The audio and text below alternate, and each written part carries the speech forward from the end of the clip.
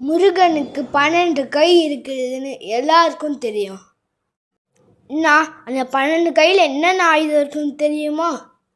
ஒரு கையில் வேலாயுதம், இன்னொரு கையில் சூலாயுதம், ஒரு கையில் சங்கு, இன்னொன்று கையில் சக்கரம், ஒரு கையில் வில்லு, இன்னொன்று கையில் அம்பு, ஒரு கையில் மந்திரவாள், இன்னொன்று கையில் மாவுளர், ஒரு கையில் மேற்குறை, இன்னொன்று கையில் தண்டாயிரம், ஒரு கையில் சந்திராயுதம், ஒரு கையில் வல்லாயுதம்.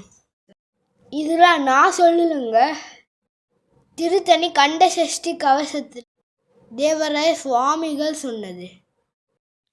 இந்த 12 கைகள் தான் நம்மளை காக்க வரும் கைகள்.